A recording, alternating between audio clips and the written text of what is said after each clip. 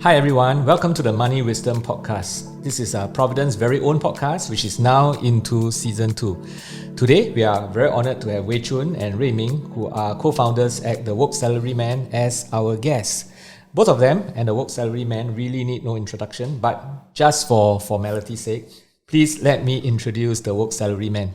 I tried to write a short intro for both of you and your company, but I gave up and realizing that I gave up because I realized that after I read your FAQ about your own introduction of yourself, I find that I can't do a much better job than what you have written. So bear with me. I'm going to read from your FAQ your aim and what does it mean. Because I find that to be very relevant for some of the questions that I want to ask you. Okay, so from your FAQ on your website, it says here, what is the Woke Salaryman's aim? And both of you said that you set up the Woke Salaryman with the intention of helping Singaporeans make better financial and life choices through education. I found that very meaningful, because at Providend, we always say we want to help people first make life decisions and use life choices before making financial decisions. And you talk about financial decisions as well. So, and then let me continue.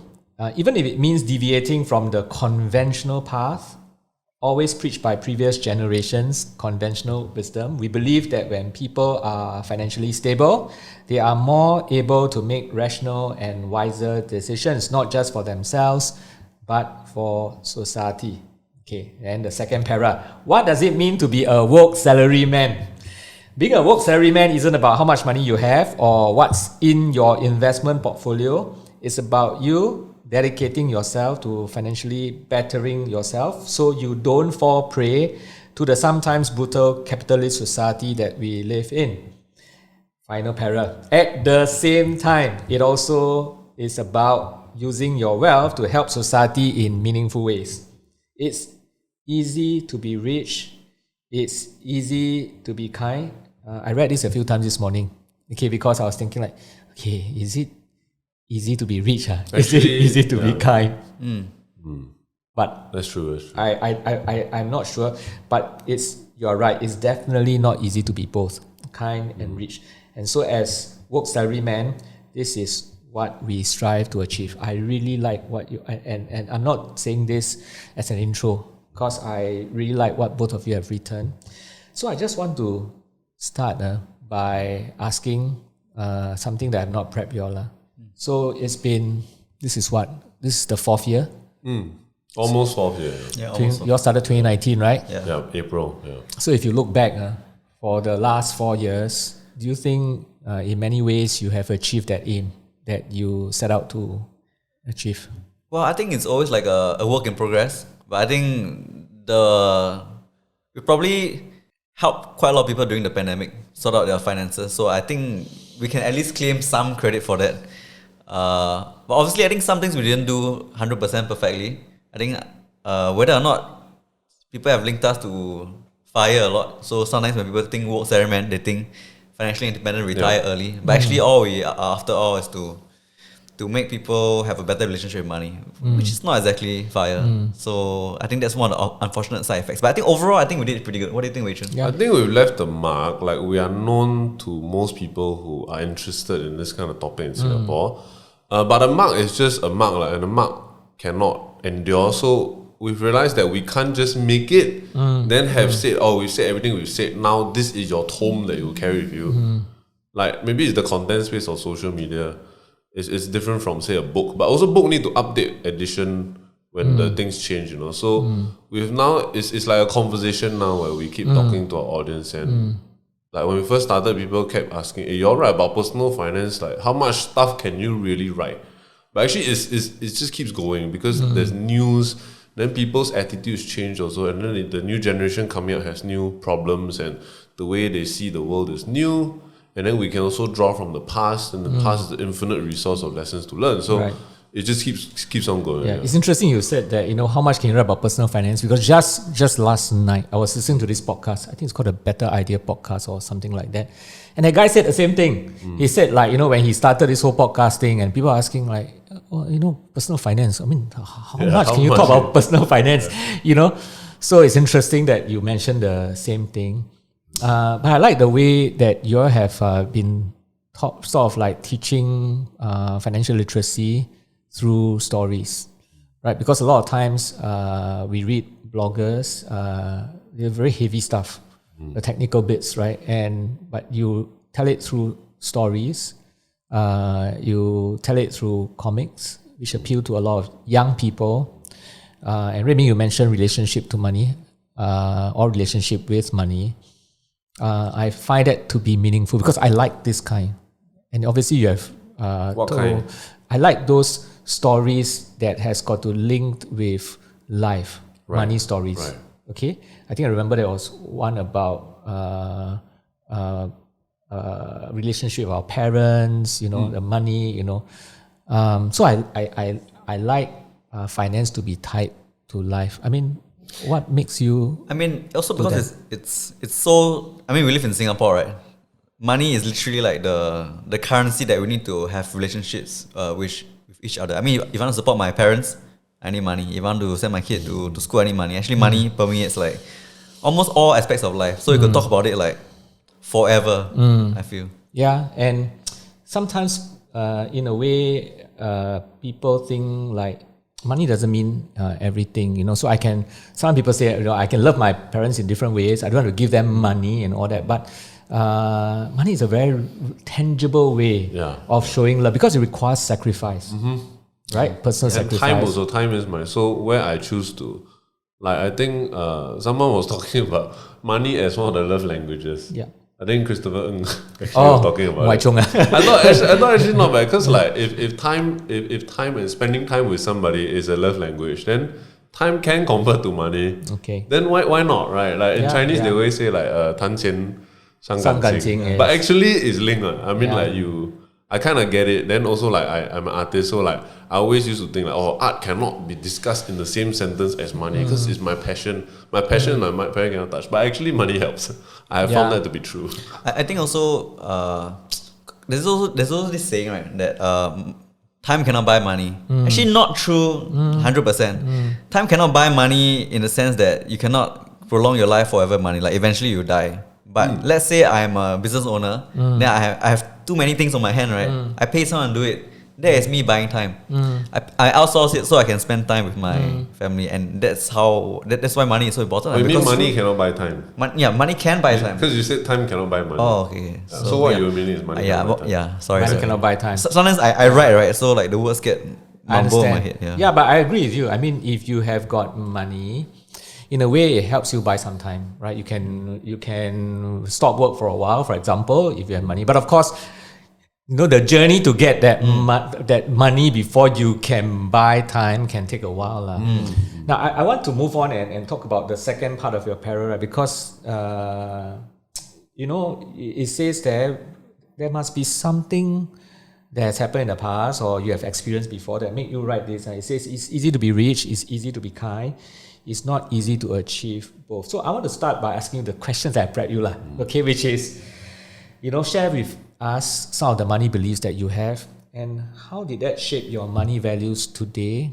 And is that related to what you wrote on your website when you say it's easy to be kind, it's easy to be rich, but it's very hard to be both? Yeah, are they all somehow linked? I think to clarify the point about it's easy to be rich, because I actually understand now, like reading it might sound like being rich is easy, man. But actually I think what we meant was like to be rich already, to be rich now is an easier experience, right? Because cost of living is paid. So actually what I think the caveat to that is that becoming rich is not easy. Right? So that's the caveat to that. But then okay, I get what you're trying to say. Right. So the phraseology I think can be a bit more precise, but it's a good point that you pick up. I'll edit it after this. My bad, guys. Please don't be offended by it. No, I don't think it will. But now I understand. Yeah. So what you're saying is that okay, I'm rich already and it's easy.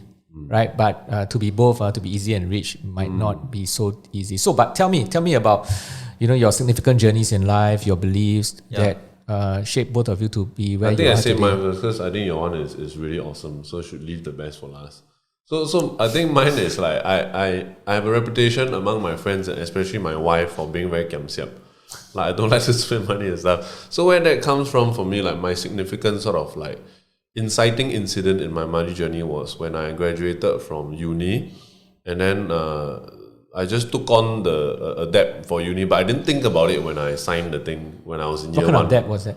Just a university loan, no? Oh, the study loan. Yeah, study loan, like okay. 25K, then that's it lah. But when I graduated, then I start to have to think about money and look for a job. Now I'm like, actually, what is 25K? I didn't even know what that number meant. I just, I'll pay it off. Then to think about it, like, in terms of, my projected salary for my industry is maybe like 3K. Then like, wow, that is like a lot of months. So that made me very like, I must really hunker down and really watch my spending and become more camsiao. So that is my formative moment. Yeah. Rui Ming, you want to say your... Actually, before I pass to come to Rui Ming, right? Yeah.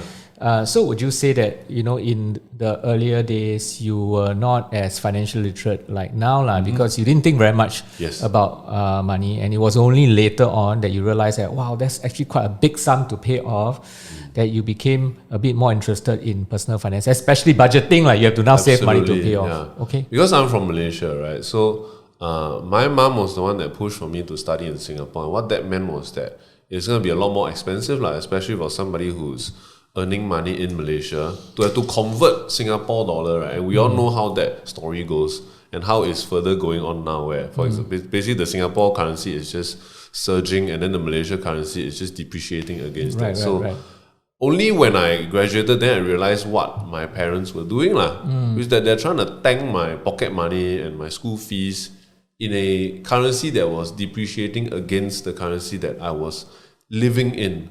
So when I graduated, there were a lot of options where, in terms of people say, why don't you just borrow from your mom and dad first? So ask them for the money, pay off the lump sum, then you return it back to them with no interest. I'm sure they'd be okay with that. Okay. But I never asked. I think if I asked, they would have been okay with it. But I just, understanding the currency depreciation situation, I just felt like, it's my choice to go uni. They never forced me to go uni. So this is my burden to take on. So it became my personal quest to attack this thing as hard and as fast as I can. That's very impressive. Yeah, that was very formative.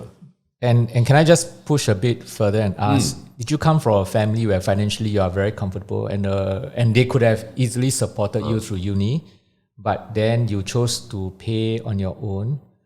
Or did your parents, even though they are financially very comfortable, they say, no, I'm going to let Wei Chun do this? So I think in Malaysia, right, we are middle class. So I'll set the scene. We have a house, and then in Malaysia, because cars are so cheap, I think everybody had a car. Like my brother got a car, my sister got a car. But when you translate to Singapore, that sounds crazy. But actually in Malaysia, very common. Who was the politician that said that? Which one? What? Said what? I have a car, my wife has a car, everyone has a car. What, in Singapore? Yeah, someone said it. Okay, in Singapore, the context is completely different. So please go and check out the differences in prices of cars before you think I'm very privileged. Because that wasn't the case. I know. I asked my friend who is in Australia right now, and he has a nice Porsche SUV. So I asked him, hey, how much is your car? And then he said, it's 150,000 Aussie dollars, right? Then I said, what? The Toyota, the Subaru Forester that I'm driving now is like almost $200,000. Yeah, it's crazy, right? So in Malaysia, it's just, actually it's not Malaysia, it's just that Singapore is the way it is because of COE, Okay. So I think we are comfortable. But also not can just retire. Because my parents, my dad is retired, but my mom is still working. And they're salary men? Both of them, or they're in business? They are in business, they're employers. Okay. So, my question really is, I know you took on this burden yourself, which is really, really laudable. I don't think it's as hard as... So, for example, I have friends from America whose uni fees were, astronomical, 50K, 100K one, no? What do you pay as a foreigner when you study in local uni?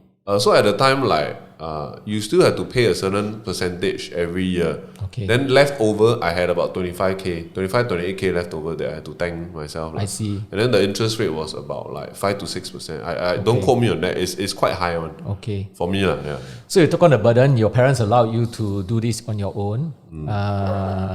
I'm just going to ask this question before I move to Raymond. Okay. How did you feel about you walking this journey instead of, many, I'm not saying all, many of the students today, they have the privilege of their parents paying everything, including buying them a car when they're in university. But you didn't have that privilege. How did you, what do you think? I don't know. Honestly, I always, I have this kind of thing where I don't really let other people's lives set the standard for me. So I never thought much about it. I've always been very independent because like I went back in my secondary school days and we wrote about it in a comic about how I used to travel across the causeway every day to get to school. So that was what you did?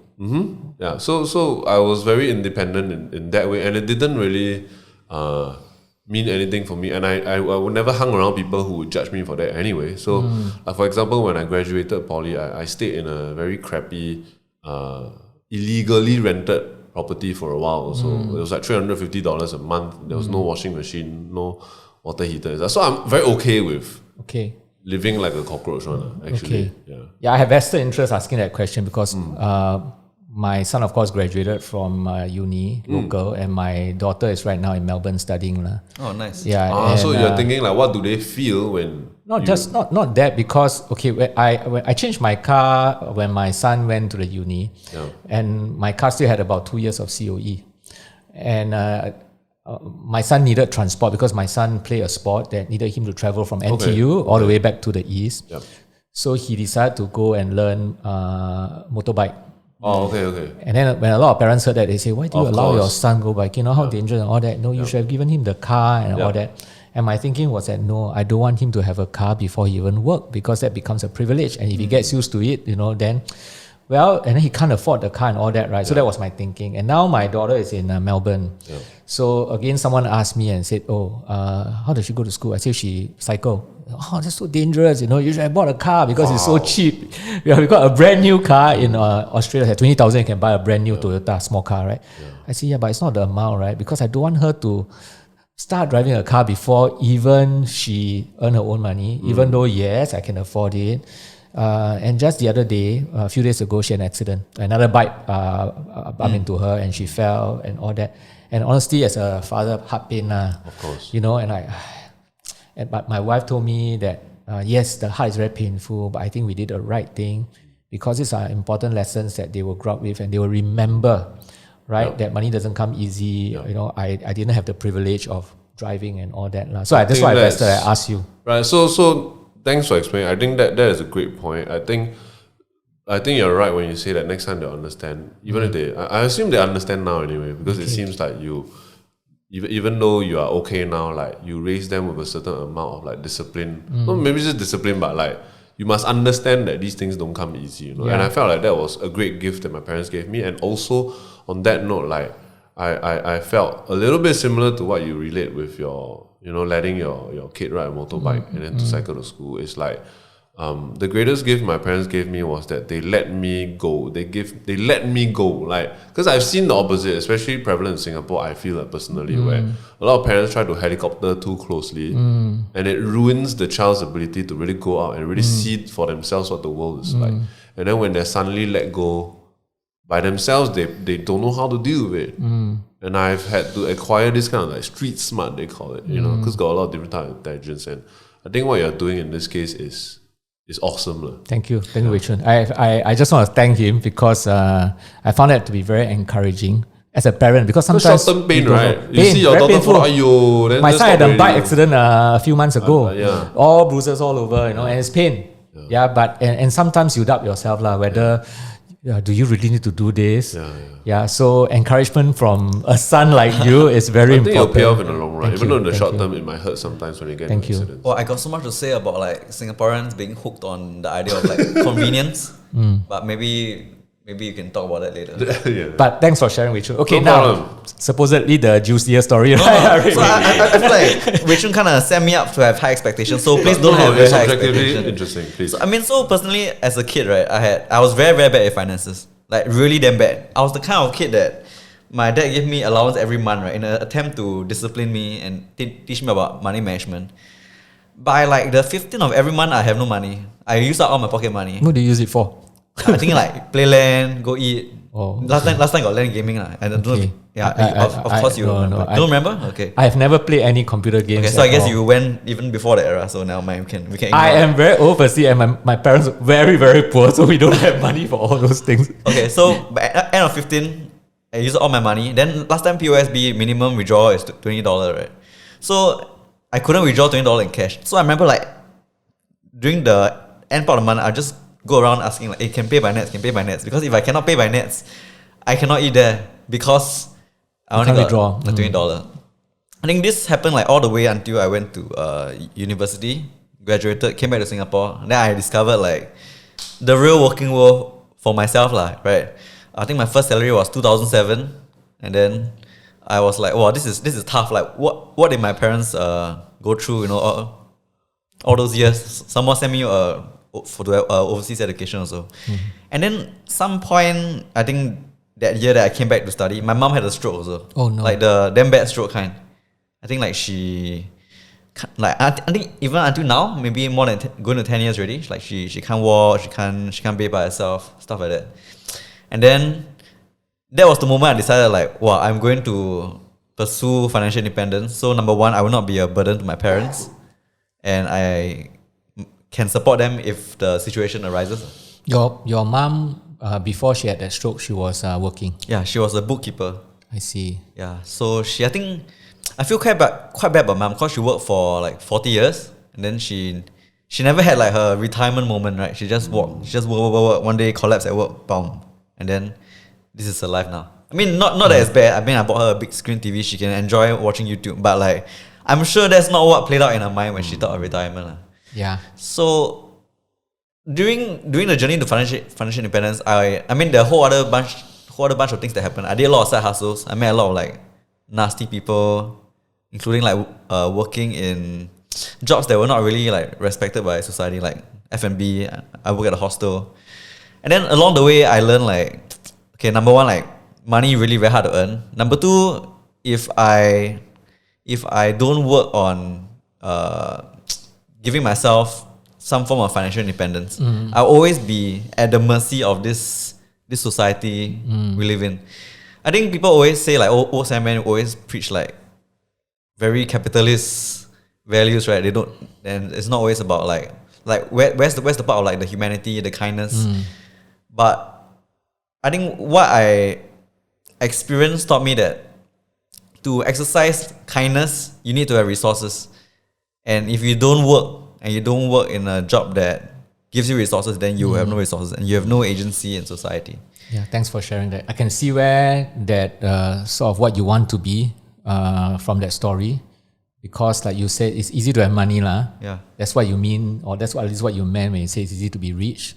But then when you have money, it's not so easy to be kind. You can be so consumed with your own wealth, and you don't care about the rest of the people in the world. I shared this with my children, and I said this. I said that unfortunately, the world judges us based on what we have or what we don't have.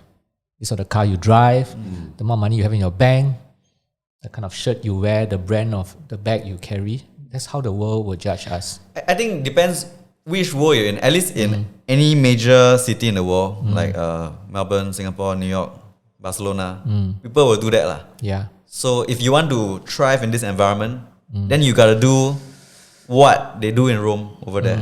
Of course, if you move to somewhere that they don't care, then good for you. Yep. But even then, you must build the capability to move there. Yeah. If not, you're just stuck in your high cost of living environment. So I told them the response then to this, because the world judges us based on what we have or we do not have. Go all out and get everything that you need so that the world will listen to us. Because if you don't have it, unfortunately, the world won't listen to you, right? But once you have gotten what you have gotten, don't judge others based on what they have or do not have. Yeah. And finally, don't let other people judge you based on what you have materially or do not have, because you're not defined by your wealth. Exactly.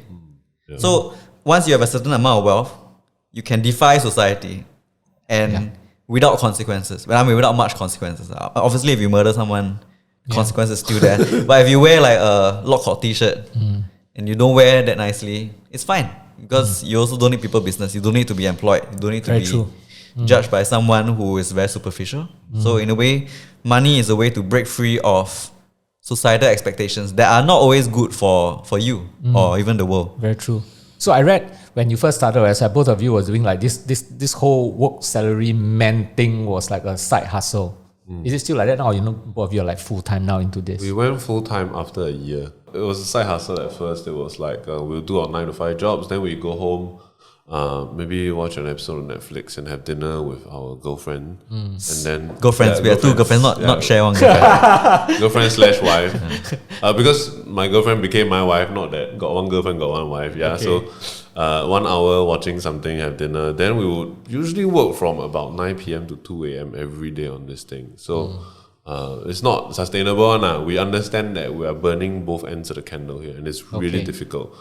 Because my commute was very long. Right. I stay in Marine Parade and I work at Jurong East. So my commute is about 3 hours. So I would draw on the train actually. So actually I got a lot of work done during that commute period. Then I can watch one extra To and episode.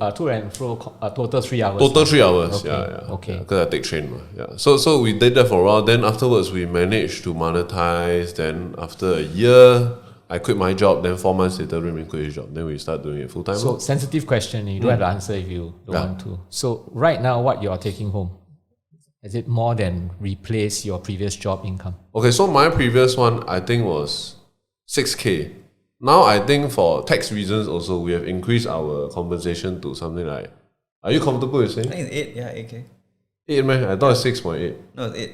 It's 8 now. You get 6.8 because I pay the CPF into yours. Oh, okay, yeah. So that's the amount. why you like that? you Oh, 6.8 is I'll take home. you make us look bad. But anyway, it's more than what I used to take, and I okay. try to spend I think my budget, the rough amount I gave myself was like 2K, and I think that's very comfortable for me. Yeah, very So comfortable. 2K, I'm like okay, and then anything above 4 actually I'm okay already. So I'm quite okay. Okay. Nowadays, if we manage to make more money, I also don't know what that means for me because I've set my baseline of living to a certain level, and I like that a lot. It means to me, it means that I'm very immune to a lot of things that could happen. So like y'all were talking earlier about how you can attain wealth by earning more money Yeah. to set yourself free. But I think another way of doing that is that you lower your consumption so that you Yeah. become very low, But very it's not efficient easy, also. right? I mean, It's difficult lah. Actually, how do you do that? I mean, well, so now I pay myself 8K every month, but I spend like someone that earn 4.5K. So I spend like the median person. But that also means the median person is spending like me and saving a lot less. And sometimes yes, that's right. I worry for them. Because for example, I can have a nice meal maybe twice a month. The normal person will have a nice meal like four, 5 times a month, like a median salary person. So actually, I also don't know, like, are they really saving anything? Like, what's it going to be like if they go out of job for a couple of months? I think that is pretty worrying as well. Wow. I just have to say, I'm so impressed because it's really not easy in Singapore, especially the younger generation, because we want to keep up with our friends, right? And it's so easy when our salary goes up. Immediately people start thinking about, okay, now I can buy that car that I want. I can afford. Of course, they can't. Yeah. They are spending within their means, but they are not spending below their means. So they spend within. So they earn within. Maybe they earn 8. Yeah, you spend 8 lah. Oh yeah, so they're on the treadmill. That is still right? within, yeah. Yeah, treadmill. They are, because if you want to advance, right, you must spend below your means. Yeah, you must spend below your means, right? And obviously, both of you have just shared that you are spending below your means, and that's why you got savings. There's a quote among cyclist circles, right? They like to say that how do you know a country is wealthy? It's when the rich people also take public transport. So I feel like I would love that to be the culture of Singapore, whereby we are proud of the fact that we are very efficient. Okay. And there are certain cultures that have that kind of thing.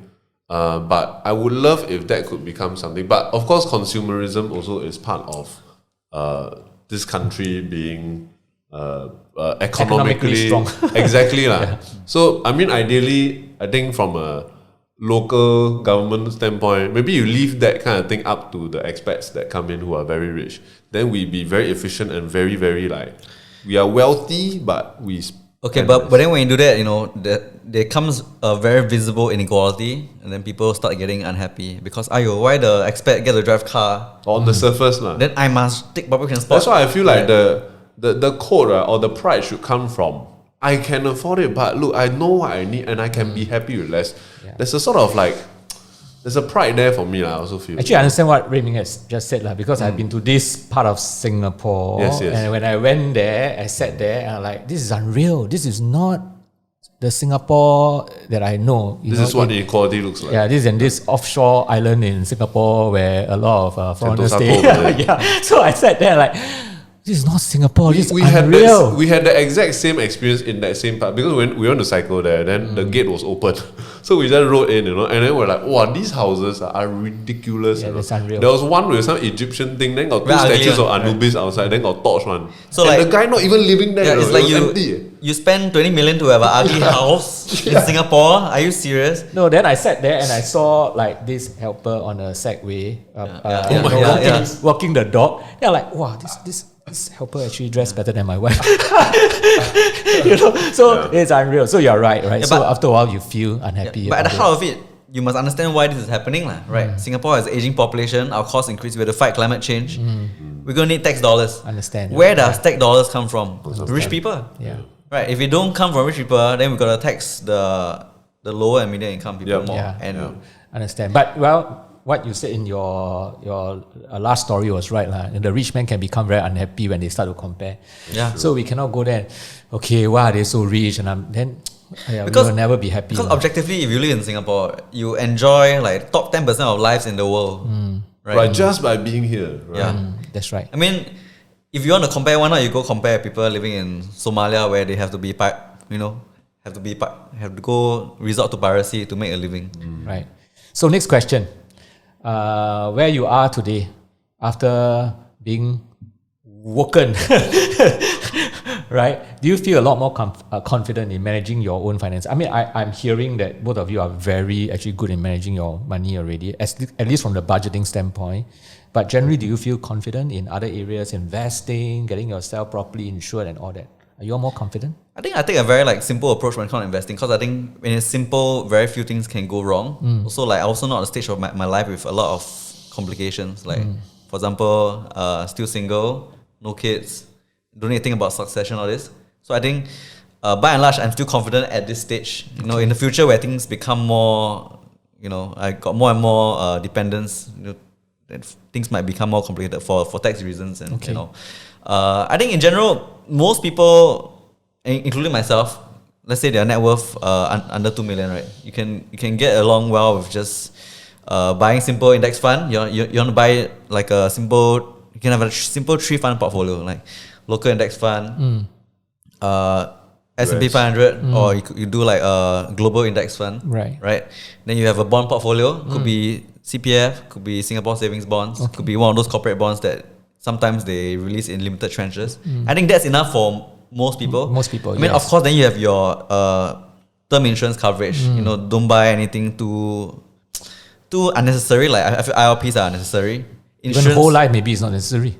I think whole life depends on the person. For example, they don't invest, maybe can buy whole life. But in general, I think term life is a great choice. Yeah, Level totally term, agree, level term all the way. So I think in general, I am okay with my own finances at this stage of life. But of course, when things change, things. So Wei Chun, from someone whom not really literate, don't care about money. What do you think now? I'm still not very technically literate, to be honest, because I do mainly the art. So I'm also, I think, the layman advocate for the company. So when Riming writes something, if it's too, if I don't understand it, I think cannot.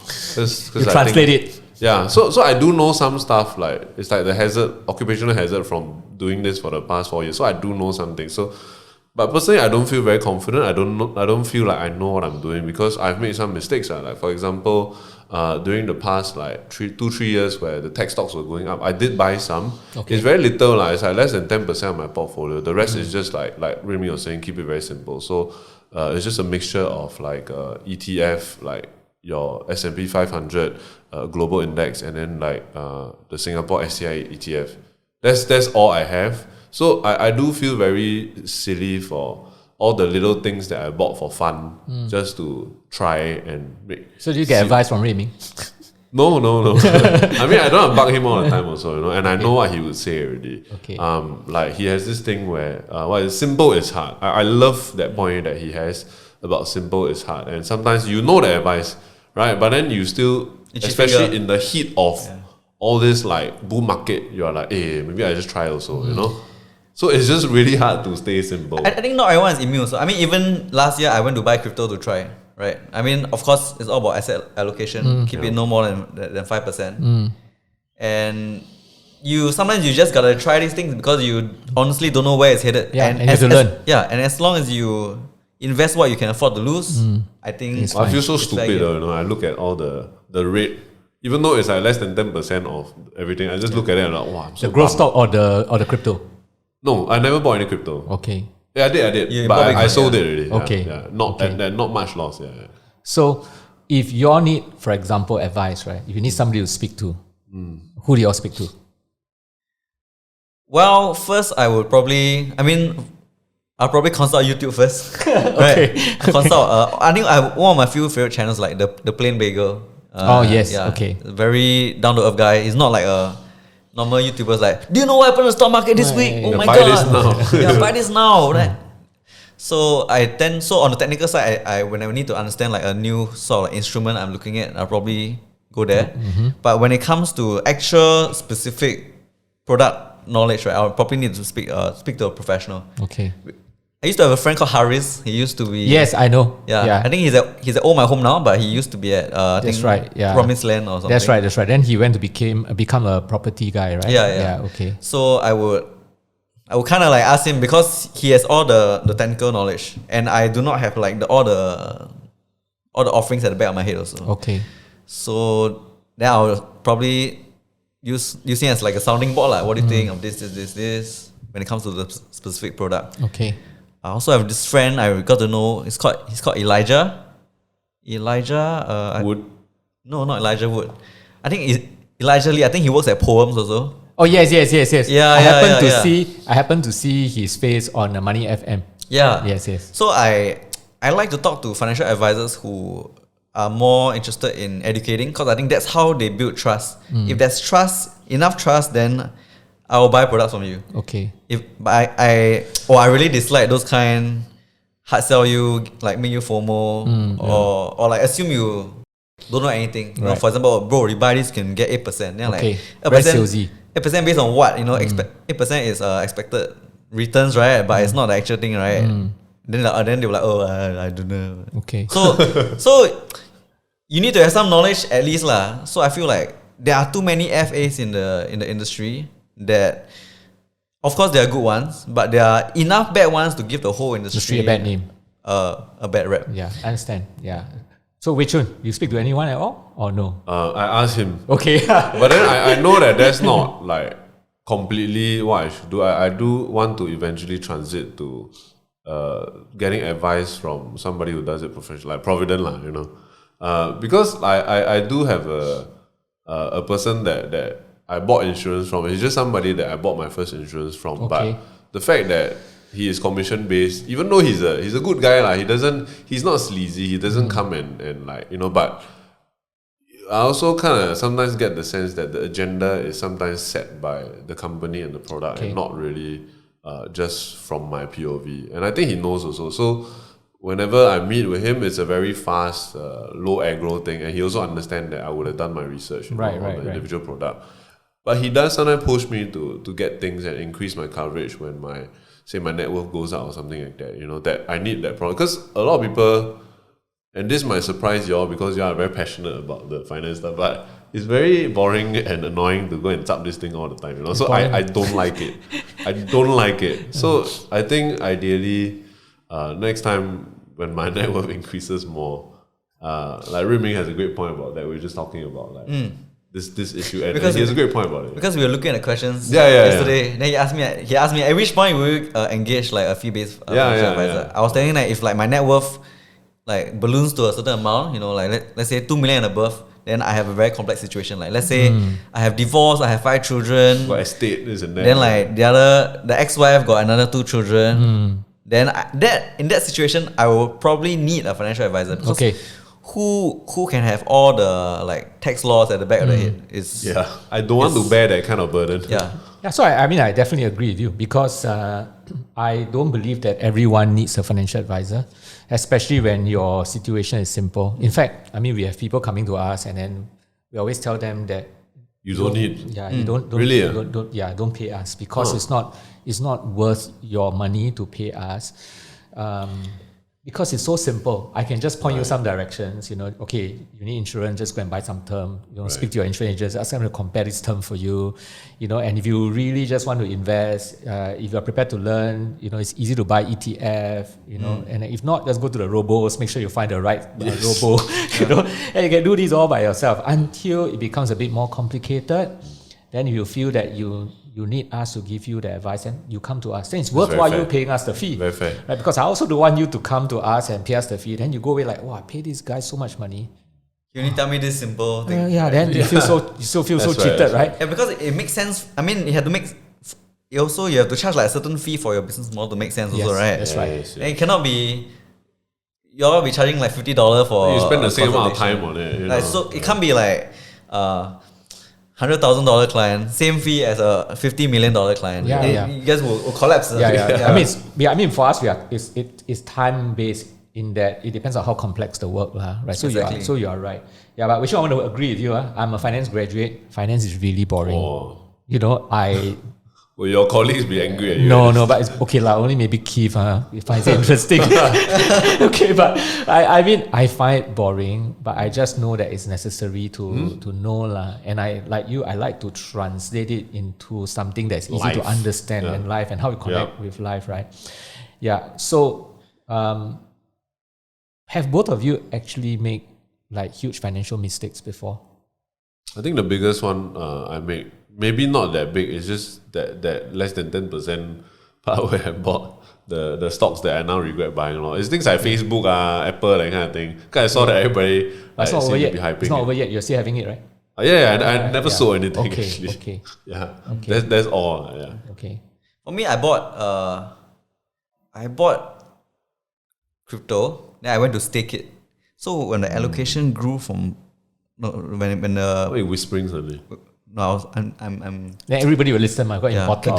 Can you not interrupt me like that? You always do this. It's very annoying. Okay. Yeah. I won't interrupt your rhetoric. Right. Sorry. So when the allocation grew from 5% to 10%, it was staked, so I couldn't sell it.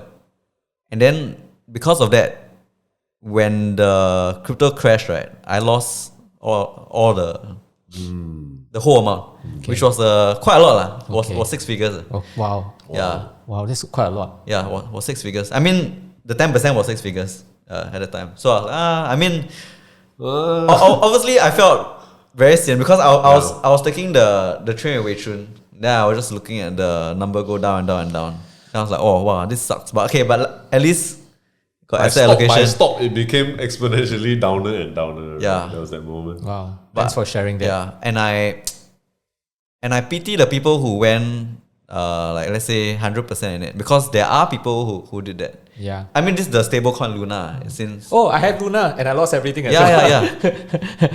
So I mean, obviously it was a painful lesson. Nobody likes losing six figures, right? But it was a reminder that no one is immune from this kind of like FOMO or even like making mistakes lah. Like losing money is part of the process, and when investing in new asset classes, this is part of the journey. But do you see that as a lapse on your part in terms of like, this idea you talk about simple is hard? Do you see it as that?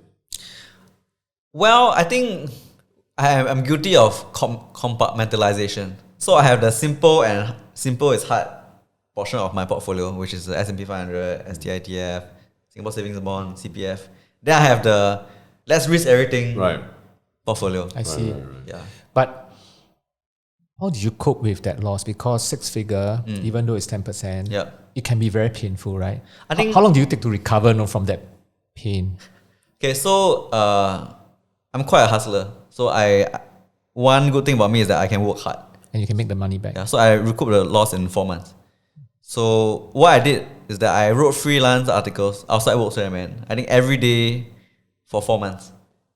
But did you feel like, but if I didn't lose it, I would have an additional 100,000, right? And that's how people think, right? Yeah, I feel the way I told myself was like, choices got consequences.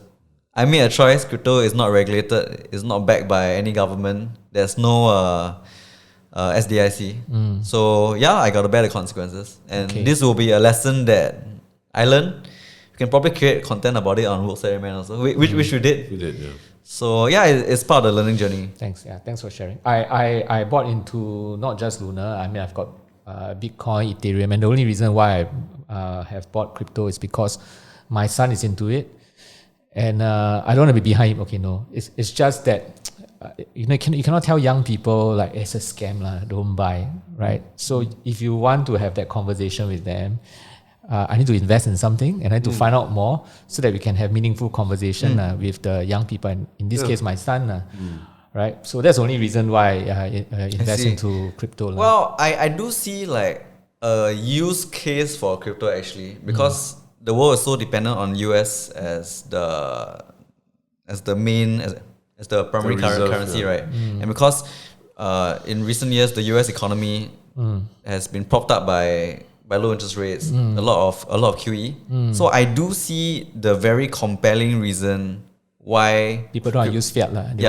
Why decentralized currencies might work. Yeah. But of course, as I said last year, like this is kind of like the internet stage, right? Last time internet got like Amazon, got pets.com. You invest in the pets.com, you invest in Amazon, one might make it, one might become nothing. So I guess I just picked one that became nothing. Yeah.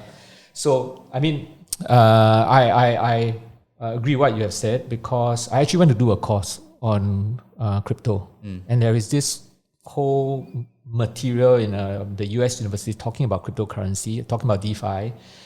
I think at some point in time we will move there.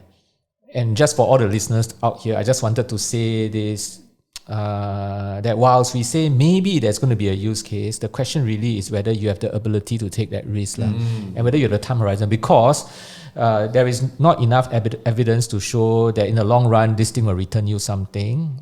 I'm not stopping you from investing, but you got to ask yourself whether do you have the ability and the time to wait for it to become something that will give you a return. Right? Exactly, because you end with that. Like I think Amazon took like maybe like a decade to recover. Then what will you do during that decade? Yeah, yeah. So like let's say Bitcoin one day will be $1 million. Let's just say lah. Probably nonsense lah. I'm not sure. But then it takes 50 years to reach there. Yeah. Then you 50 years what? E-grass is it? No, right? Yeah. Cannot be, right? That's right. So it's your ability, right? And a lot depends on your time horizon. And you mentioned asset allocation. Because you put everything there and it's going to take 50 years to come back, then you're going to die lah, right? Okay, so I'm going to just go and talk about the advice part, because you said that, you only ask for advice when you reach a certain level of your wealth. And you have been writing a lot about financial literacy. You've spoken to a lot of financial experts. You've been managing money yourself. So then when you go and see an advisor, what would you then constitute as good advice? What kind of value advice are you looking for before you will say, yeah, it's worthwhile paying these guys the money? Well, I think because I think the principles of good financial management is quite universal. So for example, like don't overextend, don't get into too much debt, right? Asset allocation, diversification. I think what I would consider value is like stuff that I don't know, right? Teach me something new. Okay. And also be someone that I can trust with my finances, because not everyone wants to share their finances with the world, right? That will probably be the kind of financial advisor that I pay for. Okay. Yeah. Okay. I think trust is like a big one, and maybe even service. Okay. Yeah. Okay. For me, I think more of a vibe check kind of thing, because I don't need to learn anything. I just want you to handle for me if can. But I would like you to spend time understanding my why, like what's my life situation. Because I think a lot of times like the personal finance space can be very dominated by very like min-max kind of scenario where you're trying to get the maximum return of money, but that's not why I want money for. Like I would rather you ask me questions about actually what is your life goals, like what is your time horizon, like what kind of lifestyle do you want? Is it a car? Do you want a car in your life? Do you want a house in your life? What kind of house is it? Based off of that, then you give me my recommendations. I don't want anything that is propped up or like you come in that, hey, got this how many percent, like this kind of vibe check thing. I feel like we've seen so many of these things like in every sector of the industry, online, offline, right, that I just immediately will write off anyone who comes to me trying to sell me a good deal. I don't want a good deal. I want you to understand what my situation is and help me with that. So I think naturally in this case, like for a lot of the lay people like myself, like like we have to be very careful about vibe, I think, because that's all we know. I'm not technical enough to be able to tell whether you're bullshitting me with a certain percentage that's too high, you know? And as a result, what happens is that a lot of times, right, like companies or advisors that I find that are advertising reasonably or like advertising well and responsibly will not rise to the surface in terms of visibility. Meaning your ad is just not going to be as attractive as somebody who's saying, look at my watches, look at my cars, look at this nice lifestyle, look at how I help. Look at all my awards. Yeah, look at my, yeah. So when I see that kind of, immediately I'm turned off. So like Rui Ming, for example, he said just now he goes to YouTube, but he's not anyhow just typing stuff. He knows where to go, like, you know, Plain Bagel. Like one I like to watch, for example, in terms of vibe, this guy called Patrick Boyle. It's just almost like objective to the point where it's almost boring. Like I sometimes have to watch his videos twice because he's so It's dry. like the under 100k subscriber one. Yes, right. that's the sweet spot. Yeah. There's this phrase like play stupid games, win stupid prizes, and I feel that applies to fund management firm. Yes. You advise to the FOMO people, then they will invest with you. Then when the market don't do well, They can't complain. no, they can't complain. They say, oh, like, wow, stupid lah, pay so much also useless. Then they will leave and take their funds elsewhere. I think that has happened with like quite a few companies. So quite a contrary view of looking for websites or YouTube, because you're looking at those websites or YouTubes with lower likes, lower subscription. Yes, because that's where the good stuff will good be. stuff. So you need to do your due diligence still. You need to be able to pass through all this nonsense when you're a beginner and you start searching, because you don't even know like the in-depth terms enough to find a boring enough person. I think one good way is to look at the comment section. If the comments are like, oh, thanks for telling me about this stock tip, then I went to buy, then I became Then rich. it's a red flag. No, you know, Huge red flag. right? Yeah. It's just terrible. It should Yeah. be something like, you know, okay. So like, for example, Remy, I understand you say this about thing, but you know, historical return rate is only Yes. 7%. What do you That's think? a high if- quality comment, right? Yeah, so you look out for high quality comments. Yes. You Okay. you read like Reddit threads. You read World Man. You read Silly. Then after that, you can combine all this information and provide like background context to the discussion that you're about into. And I feel like if a financial advisor, if they provide enough value, right, should be able to draw from different fields of knowledge, not just insurance. Yep. You should know a bit about Yep. property, know Yep. a bit about like estate stuff. Yeah, I know what you mean by boring podcast. Okay, because I'm not sure whether I think you have heard of this podcast called The Rational Reminder. The two Canadians, they are actually quite boring. Yeah. But they are really good That's the stuff. good stuff. Yeah, they're good stuff. Or the Morning Stars, like the long view or something like that. Okay. The long view, yes. Yeah, yes, I yes, every day sometimes I cycle to work, then I listen to the long view. Then after that, because usually people will play like Abing music when they play. Then I think I very paiseh at the traffic light. Because it's just somebody talking. Because everyone will hear like this boring shit. I'm listening to. So you don't. Oh, okay, it's not safe to put on the Yeah, earpiece. I don't so do Bluetooth speaker, but I just put my phone on Okay, max, okay. But I mean, just to clarify, the Rational Reminders, the two Canadians, they are quote unquote boring, but good stuff. You know, and I listen to them when I run. But I have to listen twice sometimes because the podcast so long, 1 hour, I get distracted. I might run to because they go and rattle about the things that were really technical. Yeah. But these are the really good stuff. Yes, right? But your yes. point here is that, well, there is no shortcut. Yes. You really need to do a bit of homework, right? And you really need to, like you said, you read the various websites. And then after that, you compare, before you even speak to an advisor, because it's your money after all. As much as you want to trust your advisor, I think you owe it to yourself to do some homework and check at least they are not too far off from what you have been listening. And if it's like they're saying a different thing, you might really want to challenge them and say, hey, you said this, but I heard about this. What are your views? Yeah. Right? And all that. Any final words of advice that you want to give to your listeners with regard to being woke, I think mine is like a age-old advice. I think don't be too fixated on investing. The main driver of wealth is still earning power. It's always earning power. There is no substitute for being a member of society whose skills are valued by everyone else. Yeah. It's better to earn 5% off like 100,000 than try to 100x $5,000. Yeah. And we are so aligned on this because I always say that income is the thing that makes you rich. Investing helps you stay rich. That's about it, right? It beats inflation. But what will really make you wealthy, financially wealthy, is your income power. Yeah, and I think like, why bet on the market when you can bet on yourself? Like, if given the odds, I always pick myself because I can control what I can. That's right. I can't control the market at all. So stay relevant. Always stay relevant, right? Because I'm speaking to the people in my age group, because I'm in my 50s. Sometimes we get tired and we don't keep up. And when we don't keep up, then we get worried about recession. Because if you always have a skill set, you always stay relevant. Actually, you're not worried about recession because somebody will always need that skill of yours. So, Wei Chun, any final words of wisdom for I think if staying relevant is the sort of the gameplay meta for mid-career and older salarymen, I think maybe to talk to the younger people who are listening, I think the thing is that I think recently there has been a proliferation of, because thinking back to before we started Woke Salaryman, right?